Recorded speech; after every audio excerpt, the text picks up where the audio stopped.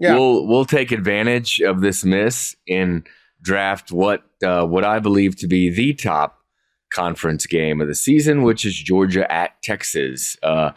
We talked about it before. I think when I was visiting Austin last week, we talked a little bit about this game and the insanity that will unfold in Austin around it. The day after the game is the F1 racing car race there in Austin. But this is obviously my picks are going to drift toward, the new matchups, conference matchups. And certainly this is not only a new conference matchup, but one between two teams that are, national championship type of caliber this year, projections and, in rankings inside the top 5 to start the year. So yeah, this is one I got my eye on. It's October 19th in Austin, Texas. So there you go, Pat. Thanks for that. Yeah, new conference matchups. Jeez, what an idea. I'm pretty sure USC Michigan's a new conference matchup. Yeah, that's true. Good gravy. I'm attacked right out of the box. Listen, the pod was off to a slow start. I had to spice things up. There you go. Off the top rope. Much better pick by Ross. Oh, my God. Okay. Well, I mean, if you're excited to watch the number 12 versus number 19 teams in the country play each other, Pat, knock yourself. By the middle of October, whenever Georgia and Texas play, Texas is going to be old hat in the SEC. September 21st, first game in the Big Ten for USC. Come on.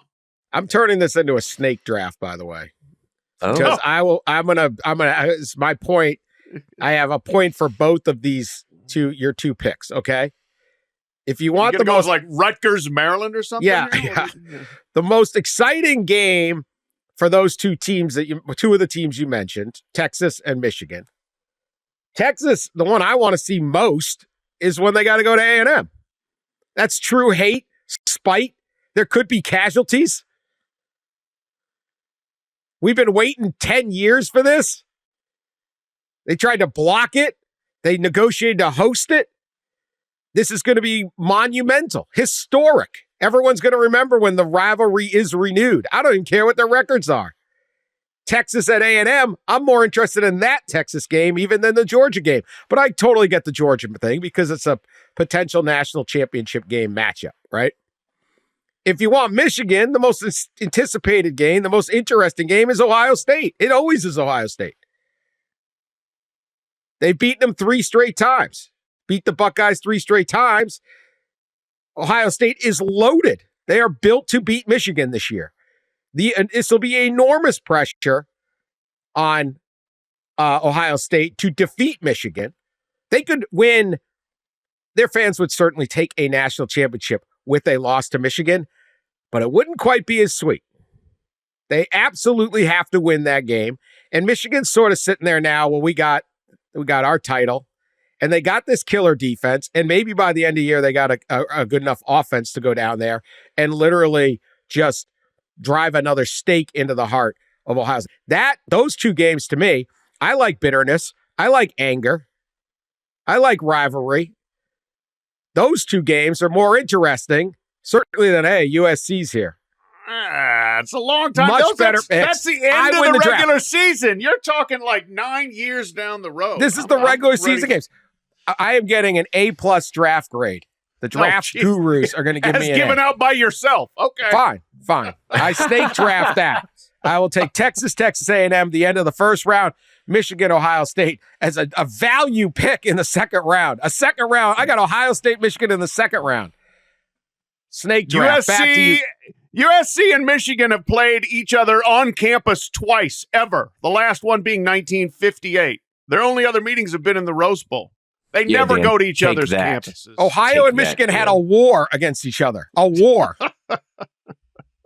And they also had the 10-year war. Oh, and I got some crap from the guys at University of Toledo Athletic Department for cracking about who really won that war since Ohio got Toledo. I hear you, Rockets. I got messages. Toledo was not happy with me. Well, somebody's got to be mad at us at all It's times. tough when they're hated in Toledo. It's a tough day. Ross, second round pick. Go ahead. Pat's got to sit there and wallow in his miserable we're doing pick. snake. Okay. Yeah, snake all draft right. now. Yeah. So how about this one? Ohio State at Oregon, October 12th. Ohio State at Oregon. If you run down, well, obviously we know a lot about Ohio State, right? I mean, probably have possibly the most talented roster in football this year. Certainly the most talented, probably transfer portal class, spending just about as much on their classes as any other team. We know about the expectations on Ryan Day, all that stuff. If you look at their schedule, right, they should certainly go into this game at 5-0, barring some surprise that they would get upset by Iowa. But I don't expect that. So this should be a 5-0 schedule. If you look at the rest of their schedule, I mean, they're at Penn State, and obviously they host Michigan. But outside of that, maybe this is the toughest game on their schedule at Oregon on October 12th. So pencil that one in. Obviously, Dan Lanning has been building something there, kind of taking what Mario Cristobal did as far as constructing, especially on the lines, a team that would resemble some of the Ohio State teams, some of the Georgia-type Alabama teams. So that is going to be a whopper of a game, and one that probably the winner, you feel like is still in the national championship race. And while the loser could still make the playoff in an expanded field, certainly it feels like it just feels like a type of semifinal. It feels like a college football playoff semifinal. So looking forward to that one. Yes, I am all in favor of the new matchups, which are exciting to me. And so my second round pick, after being absolutely assaulted on the first one. Poor Pat. Good Lord. Alabama at Oklahoma, November 23rd. There could be a lot of implications there. Both teams you would expect to be in the playoff picture at that point, but maybe not the best in the SEC. We'll see. Bama and Oklahoma have only played 6 times, and 4 of them have been in bowl games. They've only played on each other's campus 1 time each. So the first time the Crimson Tide goes into Norman, that should be quite an atmosphere there. And it's the middle game of a 3-game gauntlet to close for Oklahoma that is a whopper. At Missouri, then they have a week off, but then host Alabama, then at LSU. I mean, that is a challenge. That ain't a Big 12 schedule right there. Missouri, of course, has played Oklahoma 9 million times and will be very excited to have the Sooners back on their campus. And then Bama again showing up, and that'll probably be a top 15, maybe top 10 matchup. And then LSU, November 30th is Oklahoma kind of slotting into what had been the Texas A&M spot for LSU at the end of the regular season there. So we'll see. There could be a lot of implications for all 3 of those games. You get 2 picks. No, you get 2 picks, don't you? Oh yeah. Well. We're doing very well. We can't even. This is how bad this spot is. We can't run a 3-man snake draft. It's a July 4th hangover, Dan.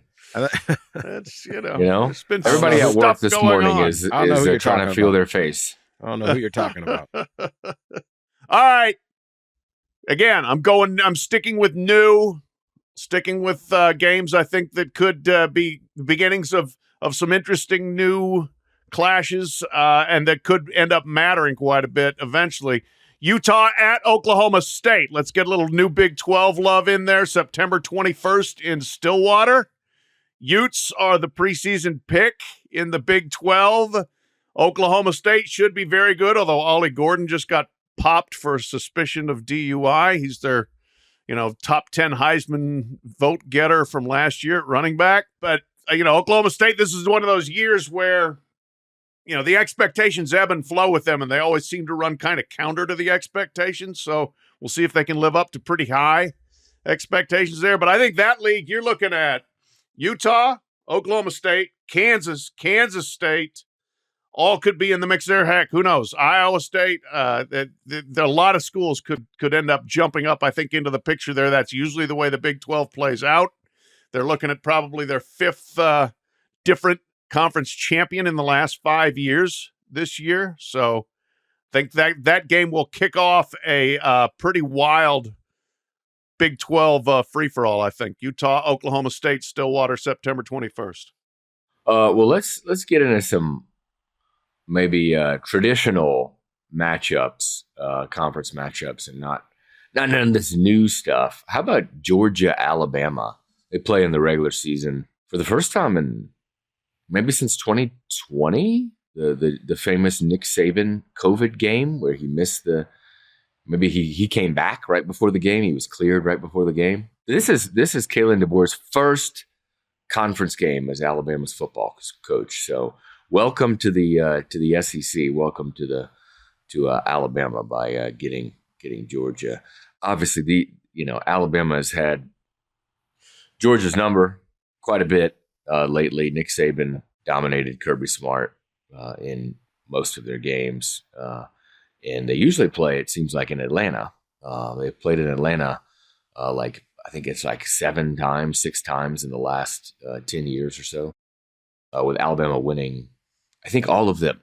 And the Georgia obviously won the championship game in 2022.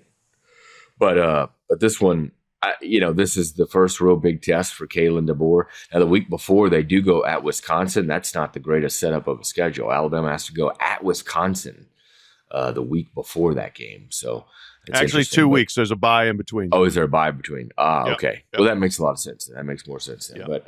But yeah, this is an early season. September 28th.